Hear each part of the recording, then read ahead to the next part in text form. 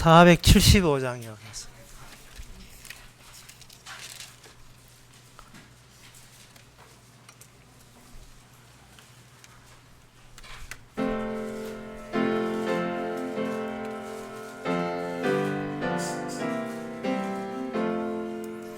이 세상은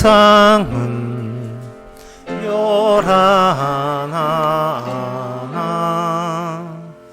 내 마음은 늘 변하다. 구주의 뜻 준행하니 참 기쁜 복 내 것일세. 이 세상은 늘 변하고 험악한 일담 많으나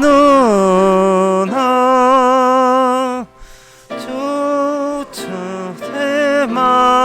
생각하니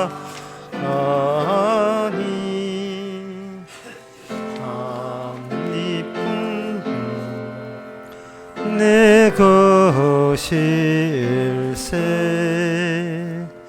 이 신의 눈 못 볼 때에 지형한 본고 밝히사 저 천성문 보게 하니 참 기쁜 복 내 것일세. 5절 다 일어나서 해봅시다. 이 육신의 복락보다 신령한 복등 좋으니 내 맘과 뜻 다하여 저 천성만 향해 가네. 다같이 묵도하심으로 나 예배를 하나님께 드리겠습니다.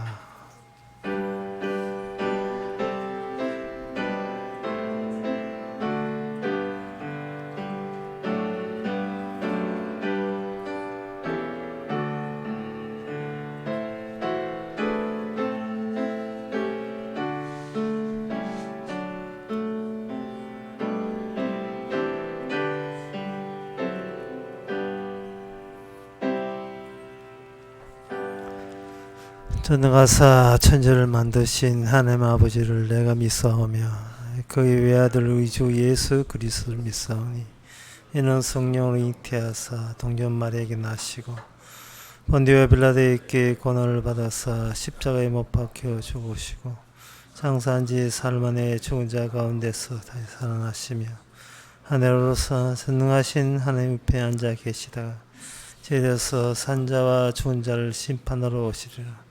성령을 믿사오며 거룩한 공예와 성도가 소통하는 것과 죄를 다시 사는 것과 영원히 사는 것과 영원히 사는 것을 믿사옵나이다. 아멘. 천인이 내 곁에서 만인이 내 우편에서 엎드려지나 이 재앙이 내게 가까이 못하리로다. 오직 너는 목도하리니 악인의 보응이 내게 보이리로다. 하나님 아버지, 세상의 인간의 운명 스스로가 결정 못하고 주께서 임의로 확정지었음을 우리가 다시 한번 기억하면서 결정권을 갖고 있는 주님께 전적으로 맡기고 또 맡기는 이 시간 되게 하옵소서. 예수님 이름으로 기도합나이다. 아멘. 교동문 25분입니다.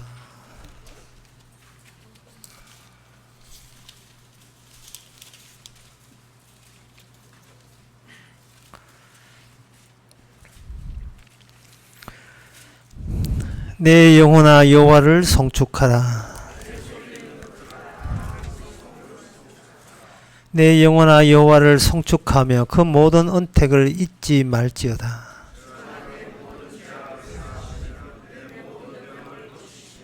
내 생명을 파멸해서 구속하시고 인자와 긍휼로 관을 치우시며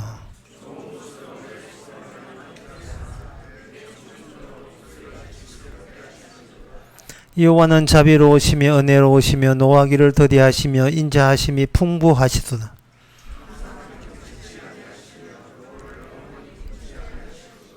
우리의 죄악을 따라 갚지 아니하셨으니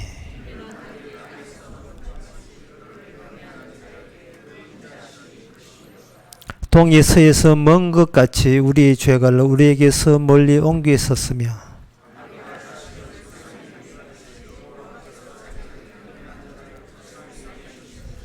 아멘. 자리에 앉아서 찬송가 127장 합시다.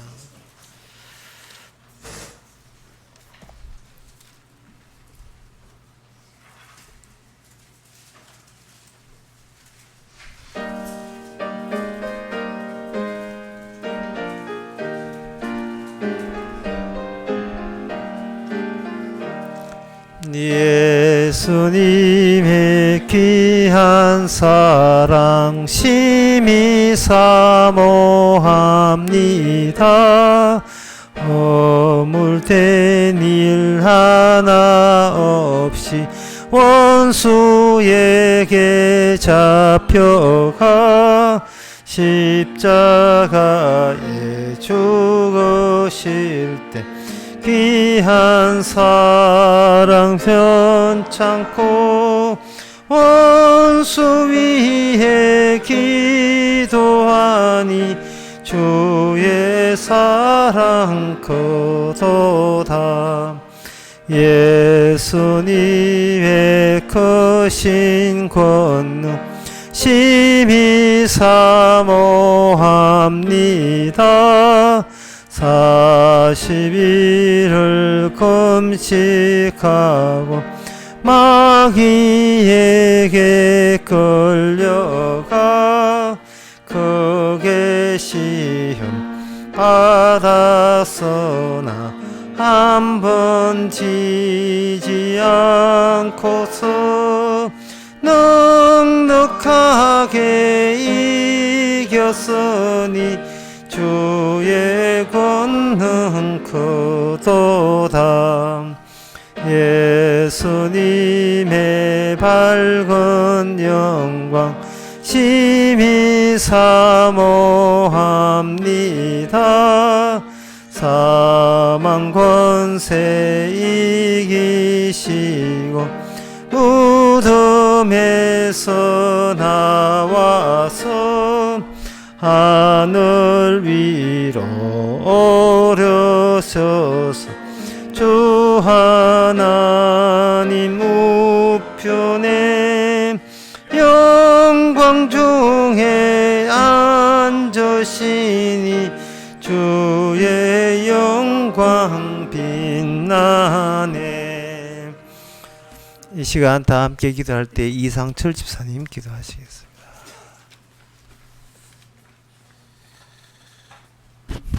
네,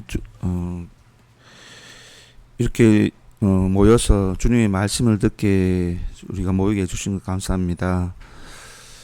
우리가 그 일주일을 나름대로 열심히 살아가지만은 우리 사망 권세가 판을 치는 세상에서 우리가 10년을 살면 10년만큼 죄짓고 이렇게 40년을 살아와도 40년밖에 쌓은 것이 죄밖에 없는 것을 좀 알게 됩니다. 주님을 따른다고 하지만은 우리가 말씀에서 벗어나 있고 우리 말씀과 따로 늘 살아감을 알게 됩니다.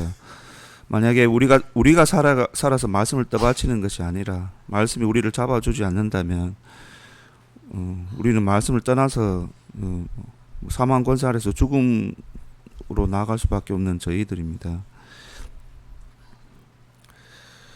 그 사도 바울이 죽는 것이 일찍 죽는 것이 소원이고 그것이 낫다고 한 것이 참으로 맞는 말씀인 것은,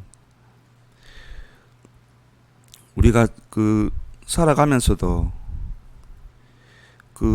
더 살아가면서도 우리가 우리의 마음과 뜻과 정성을 다해서 말씀을 떠받치는 것이 아니고, 우리는 죄악 중에 있지만은 그 말씀의 힘이 우리에게 어떤 시킬 일이 있어서 이 땅에 남겨주심을 믿고, 우리가 앞으로 살아가는 것은 우리가 잘나서 살아가는 것이 아니라 그냥 주님이 시키시는 어떤 일을 이루기 위해서 살아가는 것을 믿고, 우리가 더 겸손한 마음으로 감사한 마음으로 말씀을 듣게 하여 주시옵소서.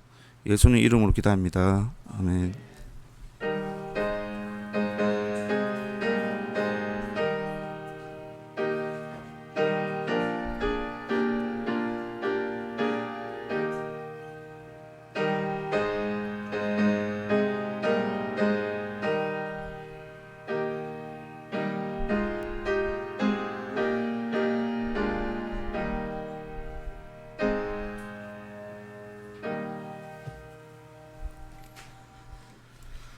이 시간 광고 없으면 찬송가 447장 합시다.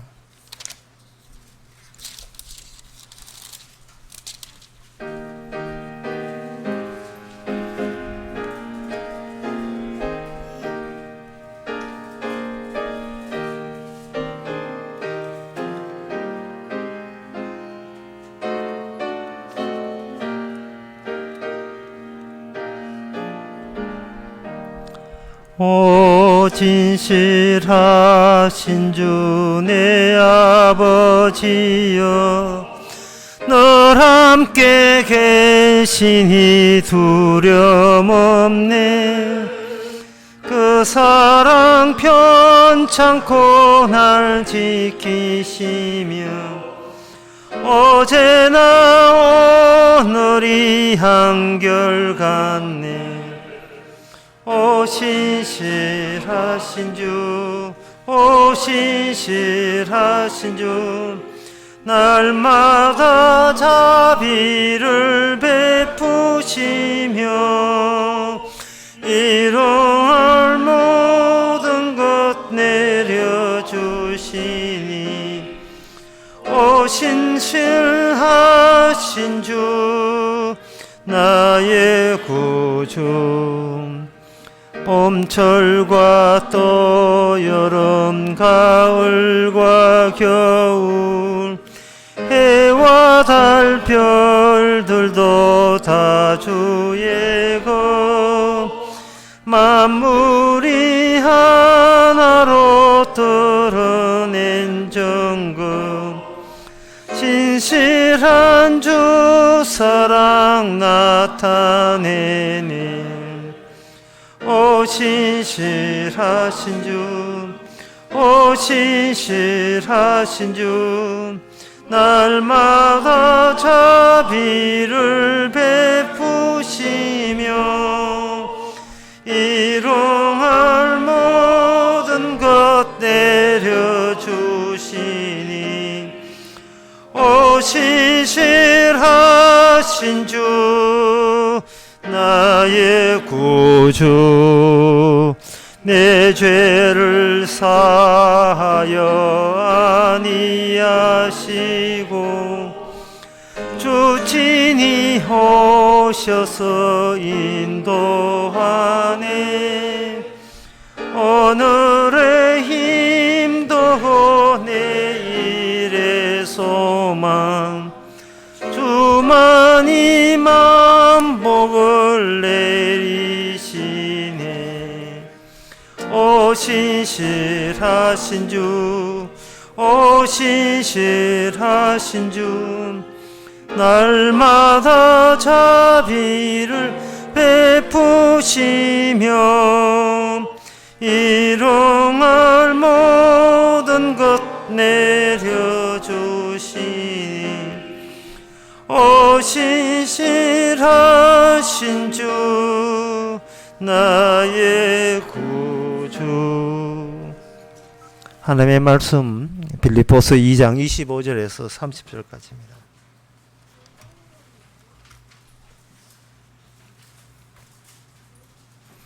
그러나 에바브로디도를 너에게 보내는 것이 필요할 줄로 생각하노니 그는 나의 형제요 함께 수고하고 함께 군사된 자요 너희 사자로 너희 설 것을 돕는 자라.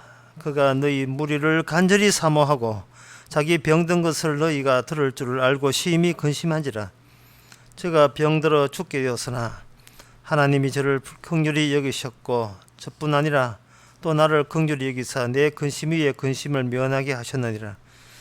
그러므로 내가 더욱 급히 저를 보낸 것은 저희로 저를 다시 보고 기뻐하게 하며 내 근심도 덜려 함이니 이러므로 너희가 주 안에서 모든 기쁨으로 저를 영접하고 또 이와 같은 자들을 존귀 여기라.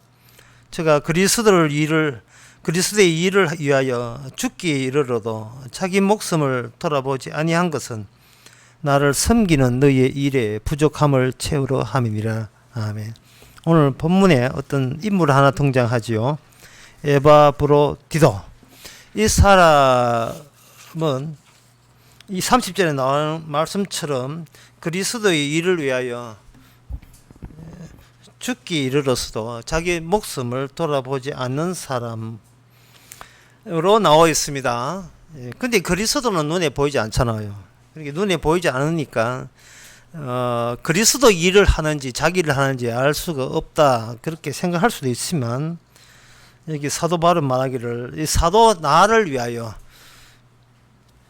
죽기를 면하지 아니하고 죽기를 각오하면서 나 사도를 섬기고 내 사도가 하는 일에 도와주는 것이 사도는 30절에서 그리스도의 일로 그렇게 봅니다. 이 지극히 작은 자에게 한 것이 곧 나한테 한 것이다 하는 그 말씀, 마태복음 25장의 말씀처럼 그 원칙이 그대로 연결됩니다. 그런데 우리가 제3자 입장에서 에바브로디도라는 이 사람이 하는 일을 객관적으로 볼 필요가 있겠죠. 세상에서 얼마나 할 일이 많고 나름대로 출세하고 싶고 돈 벌고 싶고 성공하고 싶은 것이 인간의 타고난 것인데 태생인데 이 사람은 사도의 일이 곧 그리스도 일이고 그리스도의 일이 사도인 것을 알아서 자기의 목숨도 목숨까지 내놓으면서 사도의 일을 도와줬습니다. 그야말로 미친 게 아닌 거지 정신병자인지 사람의 뭔가 일을 할 때는 얻는 것이 있어야 되는데 이 사람은 일을 해서 자기 목숨을 버리는 것 외에 그 일로 인하여 얻어지는 것은 전혀 없습니다. 어떤 대가 같은 거 생각 없어요. 이것을 통해서 이 에바브로디도라는 사람이 이 본문에 등장함으로써 도대체 인간이라고 해서 동일하게 인간으로 같이 동일성 있게 일방적으로 규정할 수 없다는 사실이 드러납니다. 모든 태어난 인간은 동일하게 태어났지요. 아담의 본성을 가지고 죄성을 가지고 태어났는데 그런데 에바브로디도 이런 사람 같은 경우에는 거기에 요건에 부합되지 않아요. 맞지를 않습니다. 그런데 이 사람이 굉장히 칭찬을 받는다는 말은 사람은 목숨을 갖고 있다고 얻었다고 해서 그냥 갖고 있으면 안 되는 거예요. 그걸 어디가 써야 된다 이 말이죠. 어디에 써야 되느냐 하면은 목숨을 바쳐도 상관없을 정도로 의미 있는 일에 가지라고 이 목숨을 부여받은 겁니다. 사람이 인생을 살면서 외로운 것은 목숨 바칠 때가 없어서 외로운 거예요. 목숨 바칠 때가 있으면 정신을 못 차립니다. 사람이 목숨 바칠 곳이 이게 정해지고 이게 발견이 되게 되면 자기 자신에 대해서 잊어버리게 돼요. 뭐 행복이 따로 있겠습니까? 그게 행복이죠. 내 자신에 대해서 전혀 생각하지 않게 되었다는 거. 내가 지금 아픈지 돈이 있는지 없는지도 생각도 하지 않고 자기 하는 일에 정신이 빠져가지고 자기 자신이 가치가 뭐냐 이런 쓸데없는 그런 것까지 계산할 필요 없다 이 말이죠. 이처럼 그 에바브로디도 이란 사람은 분명히 육을 갖고 있으면서도 거기서 영이 발산됩니다.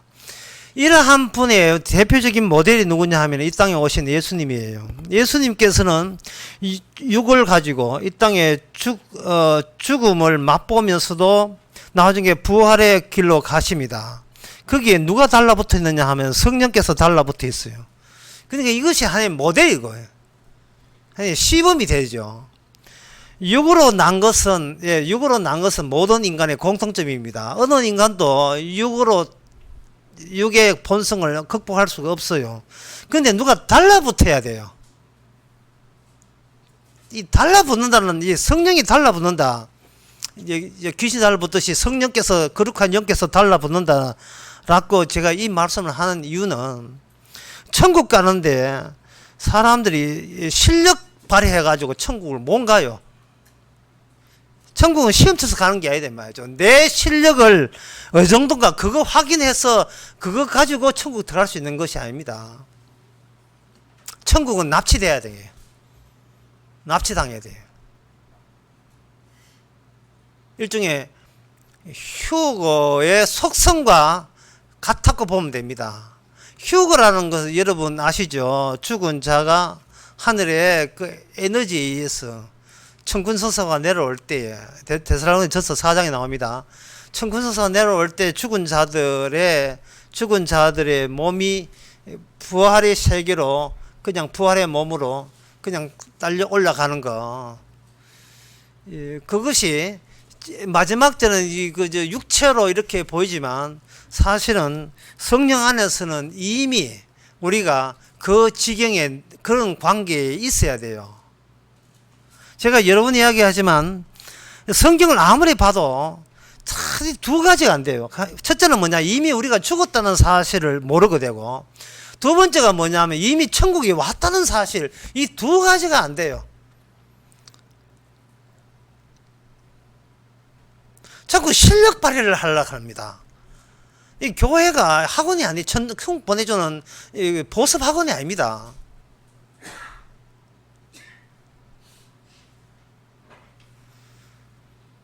지금 에바브로디도가 우리가 보기에는 어떤 신체가 있겠지요. 역사적 존재니까 신체가 있겠지만 에바브로디도가 목숨을 다하여 주의 일을 했을 때에 바보 같아 하는 생각을 다른 사람도 하지만 자기 에바브로도 그 일가 친척 같으면 얼마나 속이 타들어가겠습니까? 이 바보 덩신아, 그게 뭐라고? 예수의 일이 뭐라고 거기다가 네 목청을 아까운 네 목숨을 바치냐, 나 그러려고 내가 니를 낳았느냐 이 인간아 하고 얼마나 부모 같으면 가슴이 아프겠습니까? 세상에 없는 것 가지고 있는 것과 싸우는 이걸 무모함이에요. 무모함. 여기에 25절에 보면 그는 나의 형제요, 함께 수고와 함께 군사된 자요. 군사됐다 이 말. 군사는 싸우는 군인이죠. 군인인데 사도 바울이나 에바브로디도나 뭐 가진 게 있습니까? 아무것도 없어요. 이 돈키호테가 이거요. 아무것도 없으면서 세상에 있는 것들과 싸우겠다고 나서니 이런 무모함이 어디 있습니까? 아마 에바브로디도의 그 부모님이 계신데 이렇게 사도 바울을 만나면요, 자기 자식 가식을 때리지 않아요.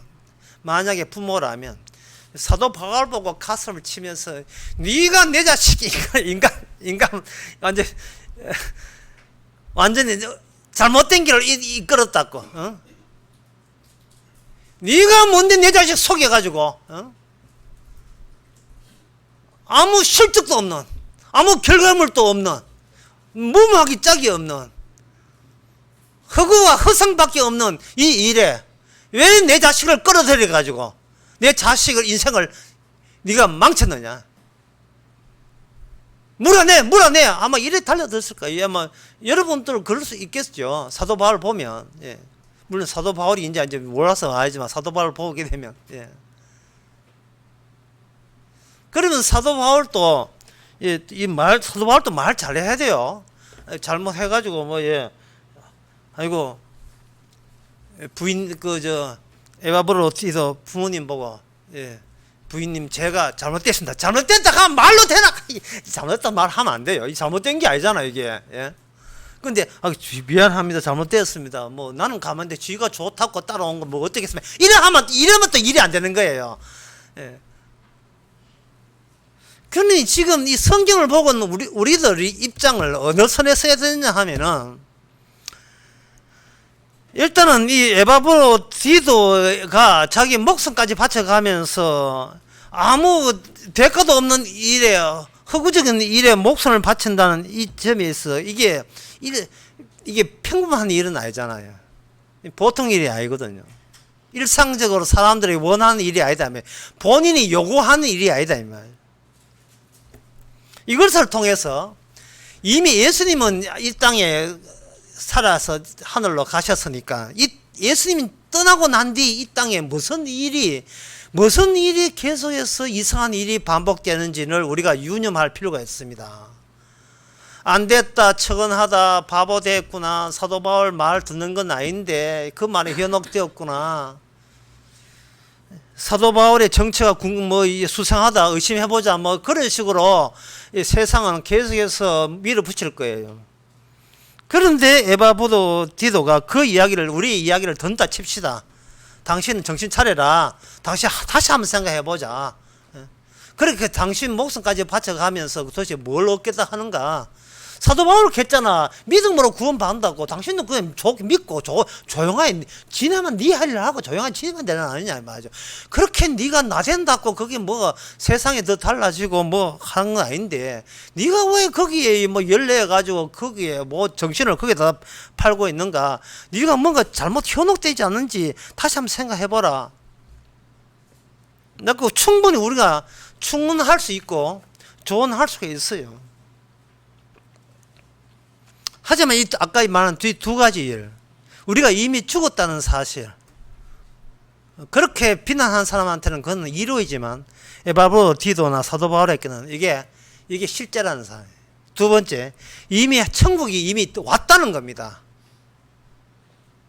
천국이 이미 와버렸을 때에 천국 가기 위해서 내가 뭐 준비해야 될 그 일과, 이미 천국에 왔기 때문에 천국에 온 사람으로서 할 수 있는 일이 무엇인가를 사도 바울과 에바브로디도는 그 차이점을 이미 안다는 겁니다. 알고 있어요. 이걸 제가 쉽게 정리하면 이렇습니다. 하나님이 인간에게 요구하는 윤리, 신의 윤리죠. 하나님이 인간에게 요구하는 그 윤리와, 윤리라는 정의로움, 뭐 사랑함, 이런 모든 경건함 다 포함되어 있습니다. 하나님이 인간에게 요구하는 윤리와 주님이 우리에게 말하는 윤리가 서로 대조적이고 서로 반대됩니다. 이게 같이를 안 해요.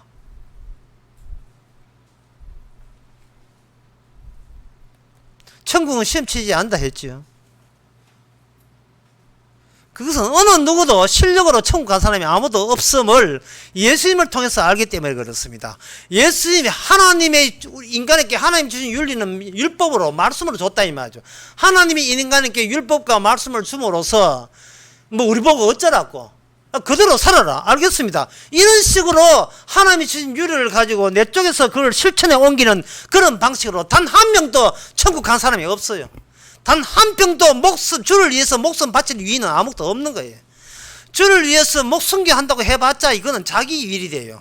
자기가 가지를 못할 천국을 내 힘으로 가겠다는 하나의 방편으로서 하나님의 말씀을 수행하고 실천하는 겁니다. 그만큼 자기가 안 죽었다는 뜻이거든요. 예수님께서 죽었다가 부활할 때 제가 성령께서 달라붙었다 했죠. 그러면 예수님 죽으심과 부활과 다시 오심, 재림이라 합니다. 파루시아로 가는데 재림. 그 모든 것은 이 인간 세계에서는 그 세계는 존재하지 않는 세계예요. 그 세계가. 사람은 자기가 들어가지 못한 세계는 없는 세계입니다. 재림이라는 것은 인간의 머리에는 없는 분이 나타나는 것이 재림이에요. 참 이런 이야기가 참 무척 어려운데 어려도 할 수 없이 해야 되겠습니다. 저 세상과 천국이 달라요. 저 세상이라 하는 것은 내가 여기 있고 죽으면 가는 세계. 내가 더 노골적으로 해서 내가 여기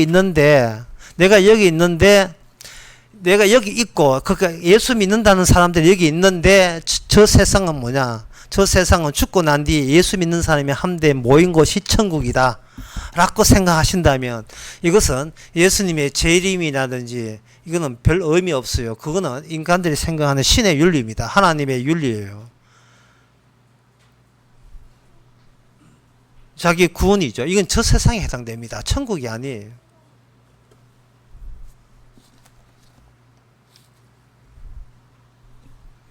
천국은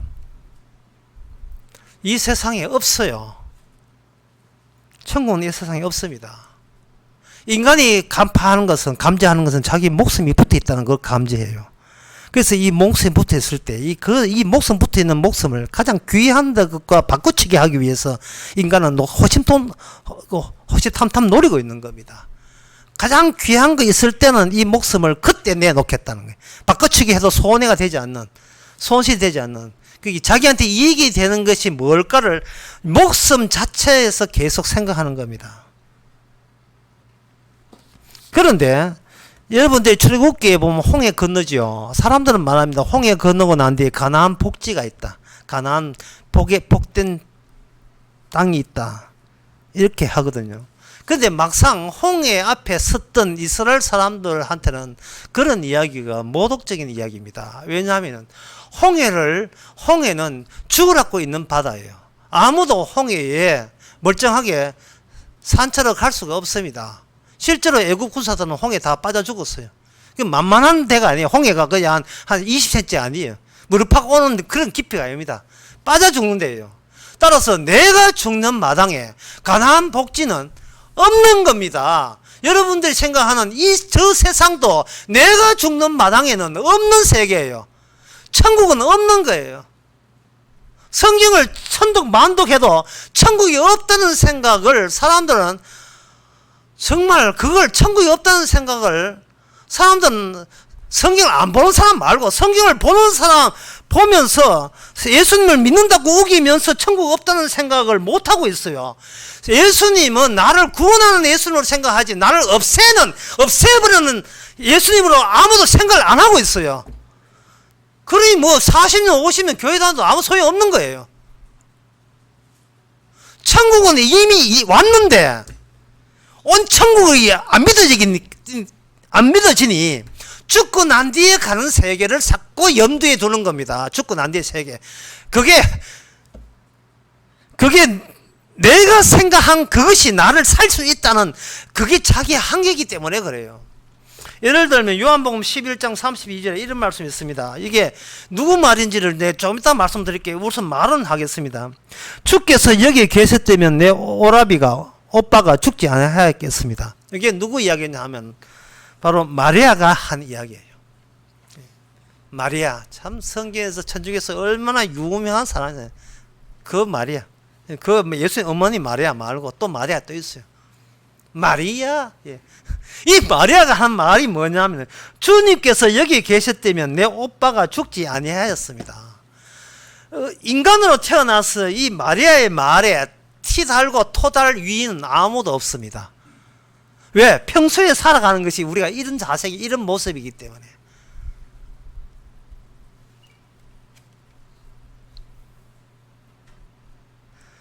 이 말이 마리아야 그건 틀린 말이야.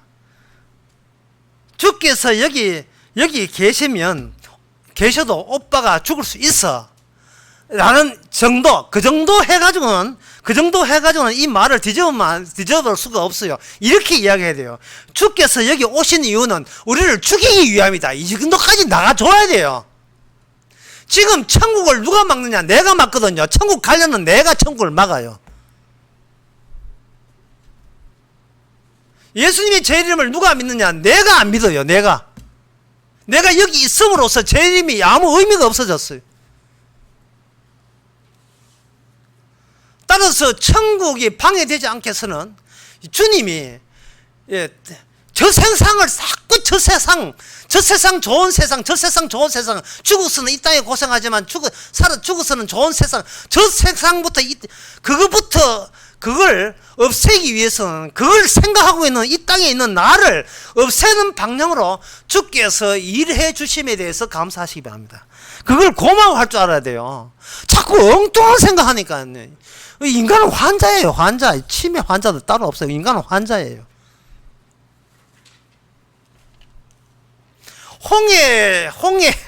모세가 여러분 이것만 건너면 저 가나안 땅 있습니다. 아무리 이야기해도 지금 그 60만 남자만 60만 되는 그 숱한 사람들이 그들이 선 곳은 뭐냐 하면은 죽음의 바다예요. 그냥 다 맞아 죽는 거예요. 그냥. 아니 내가 죽는 마음에 그 가나안 복지가 내한테 무슨 의미가 있어요? 네 앞에 홍해 파도가 출렁거리고 있는데요. 그 푸른 파도가. 사람들이 교회에 오고 있다는 말은 안 죽겠다는 말이거든요. 그거는 그 교회 자체가 천국을 방해하고 있는 겁니다. 요한복음 11장 32절에서 그것을 듣고 마리아에게 다시 말씀드릴게요. 주께서 여기 계셨다면 내 오라비가 죽지 아니하였겠습니다. 마리아 나름대로의 진심을 이야기했어요. 그러나 진심은 진리가 아닙니다. 나 본심이 이렇다. 본심은 그냥 진리가 아니에요. 오라비가 주께서 여기 있었더라면 오라비가 죽지 않겠습니다. 주께서 오지 않았어. 오빠는 죽었습니다. 끝입니다. 안녕히 돌아가십시오. 이제 별일 없습니다. 당신의 실력이 그 정도밖에 안 됩니까? 나를 살 수 없는 실력자라면 내가 당신하고 굳이 관계 맺을 이유 없습니다. 이게 우리 마음 아닙니까? 이게 우리 마음이잖아요. 오늘 에바브로티도 한번 보세요. 이 미친 거 아니에요. 예수 왜 믿었습니까? 뭔가 얻을 게 있다고 믿는 거, 자기 목숨 바치잖아. 그게 아니라니까요. 에바브로는 그게 아니에요. 이미 그는 죽었고 이미 천국에 왔기 때문에, 이미 하나님의 윤리가 아니고 주님과 함께 있을 때 윤리가 뭐냐? 본인의 윤리가 아니고 이 안에 계시는 예수님께서 하실 일이에요. 단순하게 이야기해서 제가 여기서 한 10m 걷는다 해봅시다. 앞에 10m 걷는다. 누가 걸으라고 지시했습니까? 누가 걸으라고 지시했지요? 우리는 지시한 사람도 없이 그냥 걸어요. 그냥 걷는다고요. 그런데 10m 위에 절벽이다. 누가 절벽에 떨어지지 않았고 거기서 스톱하려는가? 몰라요. 그냥 내가 스톱한 거예요. 인간은 누가 그렇게 하는지 아무런 모르고 기껏 생각하는 것이 과학적으로 생각해서 이건 내가 걷게 해서 걷고 내가 중지해서 중지했다는 겁니다. 그러면 늙어 죽는 것은 누가 중지시킵니까? 아무 중지시키는 사람 없지요. 인간은 해답이 없으니까 모든 일을 내 의지를 했다고 자꾸 우기고 있어요. 그러나 어느 인간도 자기 뜻대로 살 수 있는 인간 아무도 없습니다. 요한복음 11장에서 예수님 마리아 이야기 듣고 울어요. 보통 장례식에 우는 것은 산 사람이 죽은 사람이 안타까워서 울지요. 아이고 더 살아야 되는데 왜 그냥 다십니까? 이 살아서 좋은 낙을 봐야 되는데 이 좋은 것도 이 맛있는 것도 이 꽃감도 홍시도 못 먹고 그냥 가시고 아이고 이렇게 하죠. 제사 지낼 때 맛있는 거 그냥 자기가 복원하는 거 상에 올려가지고 많이 드시고 한어 품지 말고 맛있는 거 죽어서라도 많이 드시라고 제사 올리잖아요. 풍성하게. 그러나 예수님은 누구 보고 우느냐 하면은 지금 살아있다고 우기는 사람 보고 울어요. 오빠는 울지도 않은데 살아있는 사람들이 본인이 오빠가 살았고 마리아 마르다가 본인이 죽어 있다는 사실을 그거 몰라요. 다시 말해서 홍해 건너고 난 뒤에 다시 홍해를 바라보자 이 말이죠. 그러면 어떤 사람이 그 60만 되는 남자 60만 되는 이스라엘 중에서 한 사람만 이게 못의 눈을 몰래 피해가지고 꼭 그런 장난꾸러기 있잖아요. 못이 피해가지고 그냥 홍해를 그냥 살아서 홍해를 이미 건너왔다고 칩시다. 건너왔다고 쳐가지고 지금 그 이스라엘이 모세한테 지금 삿대질 해가면서 막 달려들어요. 그래 우리가 죽을 데 없어서 이 공동묘지 하려고 이 홍해 바다 죽으려고 왔는지 하고 막 모세 보고 막 닭달 내고 있지요. 지금 모세는 주의 일을 하고 있습니다.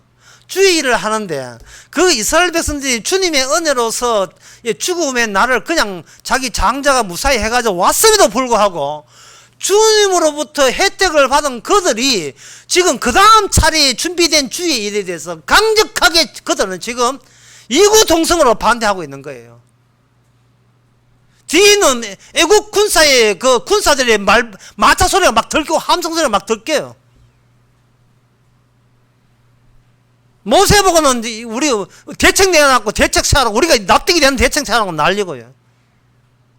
그런데 홍해를 이미 몰래 안 사는 없지만 몰래 온 사람이 딱 들어보게 되면 우려야 될 대상이 뭐야? 지금 모세 보고 닥달 낼 게 아니고 본인이 뭐가 모르냐? 본인이 누군지를 몰라요. 본인이 누구인지를. 홍해 없는 본인은 본인을 몰라요. 본인의 인식론 자체가 잘못되어 있습니다. 홍해 없이는. 그들을 홍해까지 데려오지 않으면 어느 누구도 본인이 누군지를 몰라요. 본인이 모르니까 모든 게 곡해가 됩니다. 죽은 사람 보고 죽었다고 하고 산 사람 보고 살았다고 하고 이게 말이 맞는 이야기예요. 자기는 살았고 돌아가시면 죽었다 하니까 뭐 울기는 본인 보고 울어야 될 사항을 죽은 사람 보고 안타깝다고 죽은 사람 보고 우는 거예요. 이건 뭐 교회 바깥만 교회 내부도 마찬가지예요.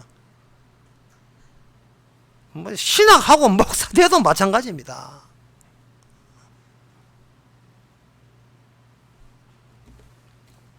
이 양 어렵게 하는 거 더 어렵게 해버립시다. 마태복음 2장의 동방박사. 동방박사가 왔을 때 별이 의도적으로 별이 깜빡하면 사라져 버렸어요. 그래서 동방박사가 물을 데가 없어가지고 누구를 하냐 하면 그 예루살렘에 가서 헤롯 대왕을 만나게 되었어요. 이거는 하나님이 의도한 거예요. 별이 있으면 바로 직행할 건데 집행하기가 중간에 차가 정차를 해버렸어요. 예루살렘에 가서 헤롯 왕을 만났습니다. 헤롯 왕은 이 사람의 족보가 유대인이 아니고 에돔 사람, 이스라엘 사람이 아니고 이스라엘 형인 에스의 계통의 에돔 사람이에요. 에돔 사람인데 로마에서 일방적으로 네가 그때 왕제를 해라 해가지고 왕제를 하니까 이제 왕 통치는 해야 되겠고 유대인이 아니라고 족보 따지니까 얘가 잘 비자해서 거대하게 70년 동안 헤롯 성전을 거대한 성전을 전부 다 지어주고 이래가지고 민심을 달래라고 했던 사람이에요. 그러니까 억지로 백성들의 구미를 맞춰가면서 그냥 근거히 왕질을 하는 사람이에요. 그래서 조금이라도 권력에 누수가 있어버리면 굉장히 민감해져 버린 거예요. 그런데 여기에 와서 동방박사가 와서 하는 말이 여기에 이스라엘 왕이 새로 태어났다면서요. 이렇게 이야기하니까 이게 미쳐버린 거예요. 헤로드 왕은 권력에 누수가 없어야 돼요. 그래서 이 땅에서 일어난 어떤 위인들도 나의 권력에 예속돼야 되고 귀속돼야 되는 겁니다. 속해야 돼요. 전부 다 내 밑에 속해야 된다고요. 그 자리가 최고의 자리가 헤롯 왕이고 나머지 자리는 그 헤롯 왕에서 권력으로 장악되는 자리가 헤롯 자리예요. 동방박사 하나만 유대인이 왕으로 태어났습니다. 할 때 이게 왕이 등장하면 라이벌이 되거든요. 그러면 이 거짓말로 그 자리가 찼거든 저한테 알려주세요. 제가 타도 경배하겠습니다. 차기 왕으로서 경배하겠습니다. 이래 나왔다 이 말. 여기서 중요한 것은 동방박사가 그렇게 하고 난 뒤에 다시 예루살렘을 떠나 나오니까 사라졌던 별이 다시 등장했어요. 별이 등장하면서 동방박사를 정말 아기 예수가 있는 지점까지 와서 수도비 되고 말았어요. 그 자리에 예수님이 태어났습니다. 동방박사는 그 아기에서 경배를 했지요. 그러면 이것은 뭐냐 하면은 이 헤롯이 그 권력 기가 센 헤롯 요새처럼 김정은이라 보면 돼요. 그 김정은 같은 그 헤롯 세계에서 속하지 않는 다른 자리가 따로 있는 거예요. 헤롯의 자리, 빵꾸내는 헤롯의 자리를 펑크를 내는 다른 자리가 따로 만들어질 때 그 자리가 천국입니다. 천국은 저 세상이 아니고 이 세상에 빵꾸내는 자리예요. 양말 빵꾸 알지요? 세상에 섞이지 않고 속하지 않은 자리가 새로 마련되는 거예요. 그러니 에바브로디도에 대해서 사람들이 미쳤다 할 수밖에 없어요. 왜? 사람은 눈에 보이는 것이 전부이기 때문에. 눈에 보이는 의미가 그게 모든 의미에 총체하고 그게 세상이에요. 세상 사람에서는. 그러나 에바브로디도는 사람들 보기에 눈에 보이지 않는 주의 일을 하여 목숨을 바치니까 이게 얼마나 어리석게 보이고, 야, 너 지금 뭐해? 너 지금 뭐하고 세월 뭐하고 보냈냐? 니 뭐 그 일을 한다고 천당 가? 자꾸 천당 가냐 하냐 이걸 따지는 거예요. 천당 가고 안 가가 충분히 한 게 아니고, 에바브로디도는 지금 주님의 나라에 이미 도착했어요. 그 나라의 일꾼이고 일종의 직원이에요. 영업사원, 일종의 대리. 그냥 그 나라, 주님의 나라에 소속된 거예요. 골로새서 1장 13절에 보면, 사도 바울이 참 답답했을 거예요. 이 말씀하면서. 그가 우리를 흑암의 권세에서 건져내사 그의 사랑의 아들의 나라로 옮겼었으니 이미 그 나라로 옮겼다는 거예요. 죽어서 가는 저 세상 아닙니다. 이미 옮겼다는 거예요. 그런데 사람들 말합니다. 어딘데 그게? 그거 번지수, 그 내비게이션 애가 어딘데 이 나온다고요. 주소 찍어라 이거. 주소 찍어라. 그 주소가 지킵니까?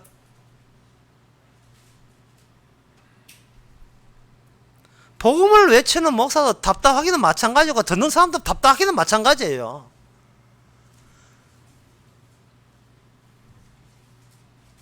양말 빵꾸 나야 돼요. 빵꾸가 나야 된단 말이죠. 이 세상에 속하지 않는 내 모든 의미와 내 목표와 비전, 꿈, 그것이 먹혀들지 않는 세계에 있어요. 왜냐하면 천국은 시험 쳐서 가고 준비하는 곳이 아닙니다. 그냥 납치당한다니까, 납치. 예수님께서 이 땅에 올 때, 부활 갈 때 뒤에 성령이 달라붙었다 했잖아. 성령이. 주위에 영이 달라붙은 거예요. 사도행전에 보면 오순절날 성령이 왔는데 한두 사람 온 게 아니에요. 수천 명한테 성령 달라붙었어요. 그 사람이 사는 것은, 그 사람들이 앞으로 쭉쭉 가면서 사는 것은, 성령 세례 받은 사는 것은 이 땅에서 기이한 소리를 외치기 위해서 하는 거예요. 도저히 이거는 뭔가 절대적 구별, 차이, 단절, 그런 것을 유지하면서 외치고 있는 겁니다. 요한복음에서 육으로 난 것은 육이고 영으로 난 것은 영인데, 성령으로 거듭나지 않으면 하나는 보지 못한다는 것도 그 말도 그대로입니다. 그 당시 유대인은 신의 윤리밖에 없었거든요. 신의 윤리는 율법이었어요. 율법이니까 그것은 율법이니까 그 율법대로 시험 쳐서 합격한다 이렇게 생각하고 자기 윤리적으로 거기에 대비를 하는 거예요. 그래서 간음 하나 잡힌 그 여인까지 해가지고 돌로 쳐라. 그걸 자기 시당 좋다는 것을 그것을 과시하는 겁니다. 사람이 육에서 영으로 가지 못한 사람은 과도한 윤리를 가지고 방어책을 동원시킵니다. 과도한 윤리적인 거. 자기의 과거를 촘촘히 따져가면서 이렇게 살았고 이렇게 착실했으니까 설마 죄인임 하시고 주께서 오시더라도 내한테는 뭔가 흠집 낼 게 없을 거야. 계속해서 자기 자신의 윤리와 행동에 대해서 굉장히 본인이 철저하게 돋보기 들고 심사를 해 나가는 거예요. 그러니까 자기 자신을 잊을 수가 없어요. 이게 막이 들린 거예요, 그거. 예? 마가복음 5장 13절에 이런 말씀 나옵니다. 돼지 이야기 나오는데 귀신 들린 사람이 귀신 들렸을 때 예수님 오셔가지고 귀신 나가라 해서 나갔거든요. 그 귀신 나가면서 예수님하고 이야기합니다. 예수님하고 이야기하면서 예수님께 돼지떼에 들어가라 했단 말이에요. 돼지떼에 들어가라 하니까 들어갔는데 그 귀신들이 나와서 돼지께 들어가니 거의 2,000마리 되는 떼가 바다에 향하여 비탈로 내리달라 바다에 몰사하더나 이렇게 2,000마리라는 숫자가 나와 있어요. 숫자라는 것은 육의 세계에서 통용되는 기호요, 언어입니다. 육의 세계에서. 영의 세계에서는 숫자라는 것이 1만 있을 뿐이고 그것이 숫자가 통용되는 이 육의 세계에서는 이거는 제로가 돼요. 공백이 돼요. 빈자리가 돼요. 양말 빵꾸 난 거예요. 없어요. 숫자로 헤아릴 대상 자체가 없다 이 말이죠. 2,000마리 된다는 말은 그 당시 사람들이 예수님 오신 것이 환호하는 게 아니고 자기 돼지 축사하는 사람들이 축산업 하는 사람이 돼지 2,000마리 날린 게 그게 안타까운 거예요. 그 돼지가 있어야 자기가 살아있는 애가 더 살거든요. 지가 죽은 줄도 모르고. 여기 이 본문에서 이 귀신이 예수님하고 이야기가 된다는 말은 이 세상에 예수님과 이야기 될 수 있는 것은 악마밖에 없어요. 모든 것은 주님 보시기에 얼음땡 정지되어 있거든요. 인간이 아까 제가 10m 걷는다 100m 걷는다 할 때에 주께서 장기할 손가락에 밀듯이 가게 하신 거예요. 그냥 이 세상에서 움직이는 것은 예수님만 움직이고 악마만 움직이지 다른 인간들은 움직일 수 없어요. 주께서 발걸음을 인도하지 않으면 한 발짝도 나설 수가 없는 겁니다. 왜? 죽었기 때문에. 인간은 죽어있기 때문에 그래요. 죽어있기 때문에 언약대로 이루기 위해서 미는 겁니다. 오늘 라면 끓이자. 저녁에는 시원한 냉면 끓여볼까? 여보 뭐 할까? 냉면 끓일까? 이 모든 것이 주께서 허락하신 나에 움직이는 거예요. 실제로 그 노래 가사에도 그런 게 나와요. 이 세상에 뭔가 살아있는 듯한, 눈에 보이지 않지만 살아있는 듯한 느낌이 느껴지거든. 깨끗한 붓 하나 숨기듯이 지나가 나와가지고 카페에는 초록색 물감으로 그리고 가로등 아래는 보라색 물감으로 그래라. 예? 그러면 세상 사람들은 도화지 속에 그려진 풍경처럼 행복하면 좋겠네. 신영식 노래 부르는 거 나오죠. 빗방울 떨어지는 거리에 서서 비 오는 날에 수채화한 노래. 색깔을 줄 때 화사하게 행복을 느끼듯이 이 세상은 전부 다 죽어 있어요. 전부 다 시친이 되어 있다고요. 이게 주님의 세계, 이미 온 천국에서 빵꾸 난 양말 그 지점에서, 그 자리에서 동방박사 봤던 아기 예수의 지점을 봤을 때 헤롯의 모든 자리는 죽은 자리예요. 악령이 이끄는 대로 움직이는, 살아있는 건 악령밖에 없으니까 악령이 움직이는 수밖에 없는 그냥 한 물체 기계 같은 존재들. 성경 그렇게 보셔야 돼요. 반대로 보셔야 돼요. 이미 죽은 거예요. 이 입을 벌리고 뭘 주장하는 것도, 입을 주장하는 것도 마귀가 자기 정체를 감추기 위한 수법입니다. 모든 게 다 그래. 모든 게. 예를 들면 여러분들이 신종 코로나 끝났다 하시고 재확장됩니다. 그러니까 손 씻으세요 라고 질량본부에서 이야기할 때 누가 그 이야기를 하게 하고 그 이야기하는 저 취지가 뭐냐? 우리 살아있으니까 이 살아있는 거, 이 역경을 이겨내고 더 앞으로 행복하게 더 삽시다 하고 그 주장하는 배후의 주장자가 누굽니까? 복음을 천국 왔음을 이미 죽었다는 사실과 천국 왔음을 감추기 위한 악마의 수작에 불과한 거예요. 내보고 욕하세요. 드디어 우리 같이 미치라고 끌땡기지 말았고, 니만 미치라고 하세요. 그럼 나만 미치면 좋겠는데 에바보도 디도 하고 이 사도 바울도 같이 미치고 있네요. 제가 다시 합니다. 그 모든 생각이 나는 성경 싫어, 복음 싫어, 나는 내 한식대로 놔둬. 난 그게 편해. 편한 건 좋은데 자기 생각한다는 그만큼 이 땅에 행복은 끝났습니다. 없습니다. 인간은 자기 생각할 수는 없습니다. 여러분 군중 속의 고독이라는 말이 있잖아요. 태어날 때는 부모가 옆에서 말 걸어주고 다 키워주니까 세상도 그런 줄 알죠. 커 보세요. 이제 부모가 내치고 공부할 시키면 공부했다. 대학 보면 됐지. 네가 알아서 취직해가 내려서 밥벌이 해라. 나가라 이제부터. 나이가 30 돼가지고 집구석까지 나가. 어디 나가 신천지 가든지 뭘 가든지 또 해줘 나가.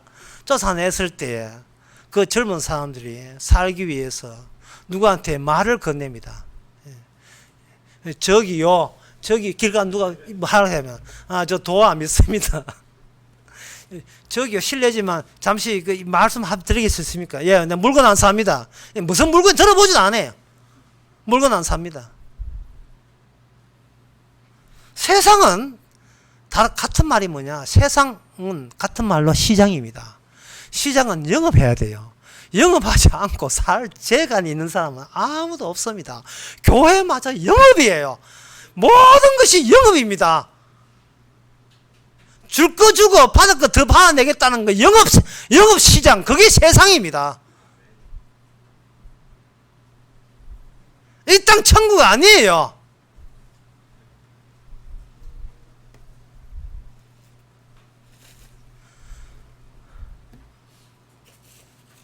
지는 그 정어리 때가 확 오니까 아무나 붙들면 다 받을 것 같지요.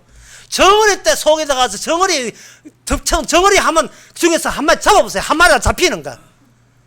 군중 속에 그 많은 군중도 어느 것도 내 것 하나 없어요.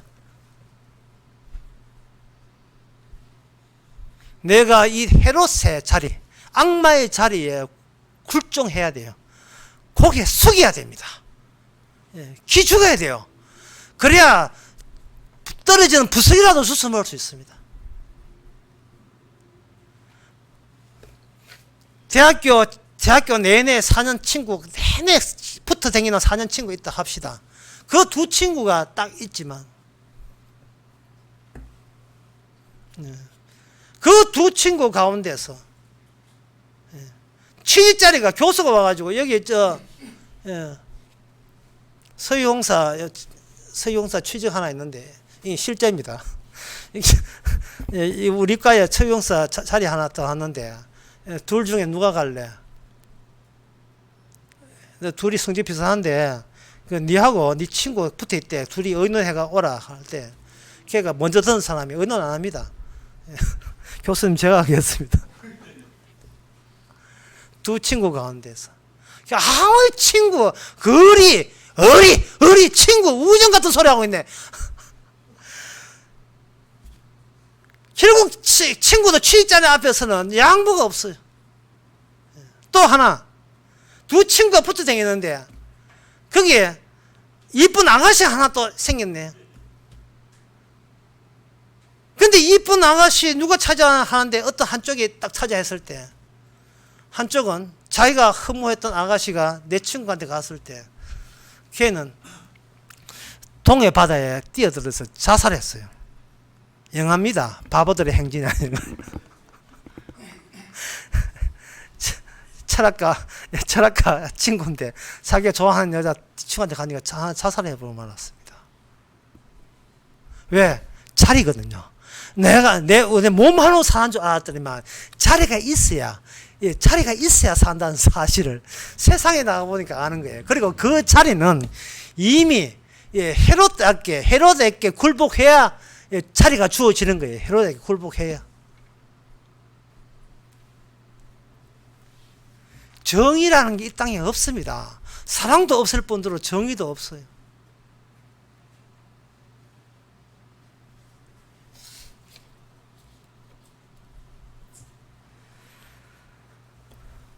사람들이 거기서 자리에서 더 큰 자리, 더 좋은 자리, 편한 자리에 쉽게 일하고 짧게 일하고 월급 많이 받는, 그리고 사람처럼 사람 구실을 받는 사람처럼 살아보겠다고 예를 서는데, 이제 그 모든 일을 할 때 결국은 주어지는 게 있어요. 그게 뭐냐면 그 장벽이라는 게 있어요.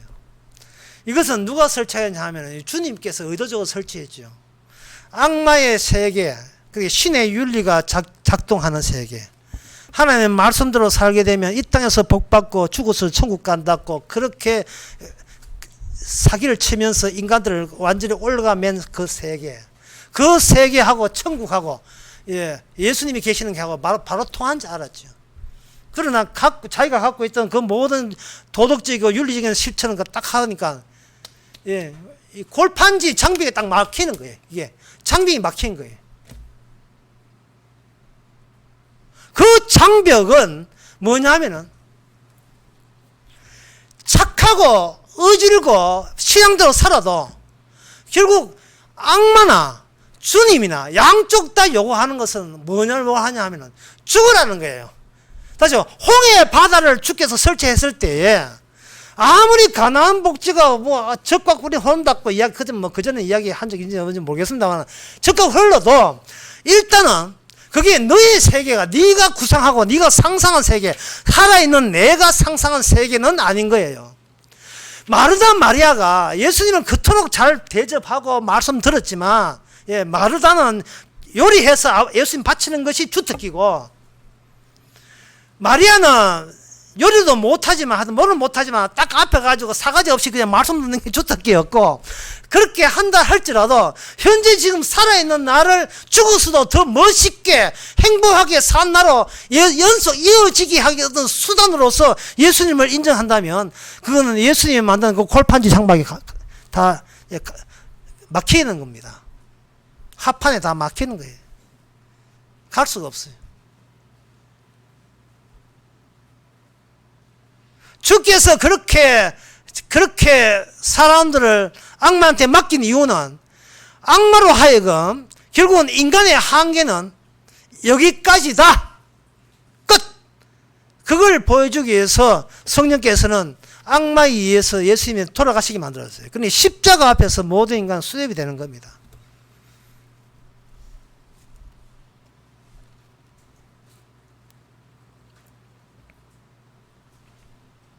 사람이 아까도 이야기했지만 2,000마리 돼지 이야기했지만 죽은 자처럼 살라. 이거는 거짓말입니다. 죽은 자처럼 사는 게 이미 죽은 자의 입장에서 봐야 돼요. 홀로 홍해를 건너온 입장에서 다시 봐야 돼요. 이 말은 죽는다는 것이 새삼스러운 문제가 아니고 이게 주의 뜻이라는 겁니다. 우리가 이 땅에 죽는다는 것이. 그래서 새로움이 오게 되면, 이제 말씀을 맺고자 합니다. 새로운 것이 오게 되면 전에는 새로움이 오기 전까지는 내가 죽으면 안 된다, 내가 아프면 안 돼, 나는 이 땅에서 인생 실패하면 안 돼 라고 했는데, 새로운 것이 딱 오게 됐을 때게 되면 그런 생각이 없어져 버려요. 그런 생각이 없어지고, 주께서 데려가기 전에 저보고 뭘 하란 말입니까? 라는 지시를 받게 됩니다. 성령이 달라붙으니까. 그러면 다른 사람이 지금 누구 보고 누구하고 이야기하는 거야? 가만있어. 나 지금 기도 중이니까 가만있어. 주님, 저 오늘 왜 살려주고 왜 오늘 뭐 할까요? 라고 생각하는 거예요. 자기한테 무슨 이거 하면 무슨 이득이 옵니까? 그런 생각이 없어요. 마태복음 3장에 보게 되면, 이게 마태복음 3장 보기 전에 열왕기하 2장 1절부터 먼저 보게 되면, 여호와께서 회리 바람으로 엘리야를 하여 하늘로 올라가 하실 때에 엘리야가 엘리사로 더불어 길갈에 나가더니 이래 있어요. 엘리사가 길갈, 베델, 여리고 나중에 마지막에는 요단강에 가는데, 요단강에 강을 헤쳐 가는데, 왜 이스라엘을 하여금, 엘리야 하여금 다시 이스라엘이 약속의 땅에 들어오기 전에 그 전의 상태로 되돌리는 한 이유가 뭐냐 하면은, 천국은 다시 시작하는 데이기 때문에 그래요. 엘리야 당시에. 그게 마태복음 3장 1절에 나오는데, 그때 세례 요한이 이르러 유대 광야에서 전파하여 가로되 회개하라 천국이 가까이 왔느니라. 그 세례 요한도 마찬가지예요. 현재 너희가 이스라엘 땅에 살고 있지만 그거는 말소의 효과로서 없애버리자. 말소의 효과. 네가 그 베들레헴에 태어났든지 예루살렘에 태어났든지 갈릴리 25번째 태어났든 관계없이 처음부터 너는 요단강 이전으로 돌아가자. 광야로 돌아가자. 광야로 돌아가서 그부터 주님 제 할 일이 무엇입니까? 라고 시작해라.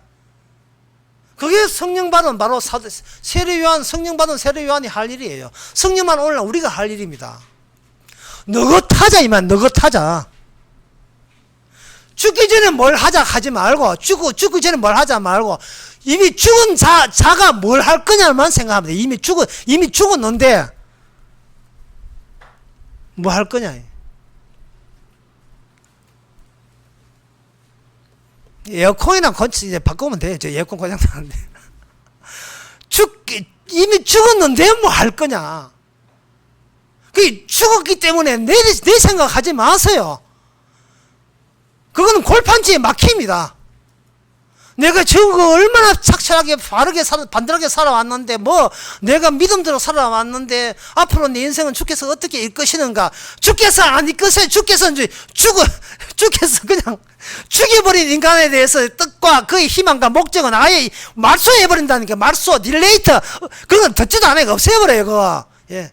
매일매일 주께서 할 일은 주께서 우리에게 하실 거예요. 에어컨이 고장 난다든지 이런 거. 그냥, 더 해도 의미 없고, 안 해도 의미 없고, 시험 잘 쳐도 소용없고, 안 쳐도 괜찮은 거. 이게 주님 앞에 납치된, 이미 양말 빵꾸 난 데서 성령이 와가지고, 나를 빵꾸 난 쪽으로 집어 넣었을 때, 그의 유유함. 그럴 때, 정작 이 땅에서 움직이는 것은 성령을 사는 사람만 움직입니다. 다른 사람은 전부 다 정지되어 있는 사람. 무서워하지 마세요. 기도하겠습니다. 하나님 아버지, 에바브로디도가 죽도록 충성할 때에 참 사람들은 걱정하고 이상하게 여겼습니다. 우리라도 그렇게 생각했을 겁니다. 바로 우리 자신이 뭐가 문제가 있는지, 아직도 우리 자신이 어떤 처지에 있는지를 이제는 깨닫게 하옵소서. 예수님의 이름으로 기도합나이다. 아멘. 다시 일어나셔서 495장 합시다.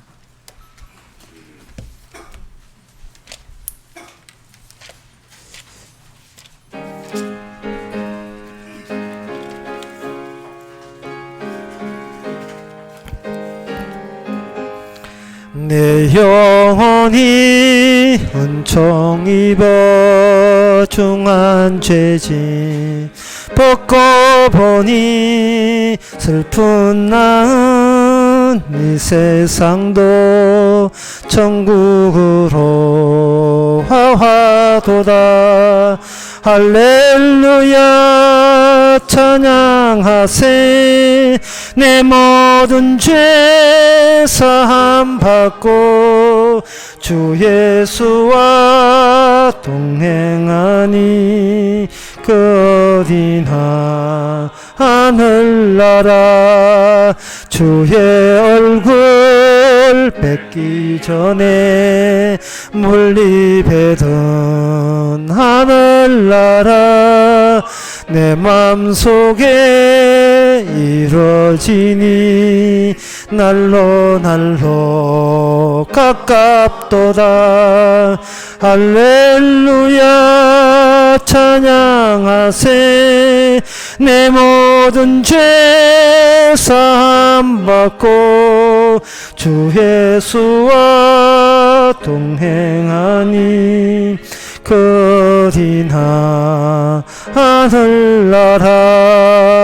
높은 산이 그친들이 초막이나 궁궐이나 내 주 예수 모신 곳이 그 어디나 하늘나라 할렐루야 찬양하세 내 모든 죄 사함 받고 주 예수와 동행하니 그 어디나 하늘나라. 기도합시다. 지금은 우리 주 예수 그리스도의 은혜와 하나님의 거짓 사랑과 성령의 충만하심이 주께서 주신 것이 우리의 실력보다 월등함을 낳았다는 것을 아는 모든 성도에게 함께 계실지어다. 아멘.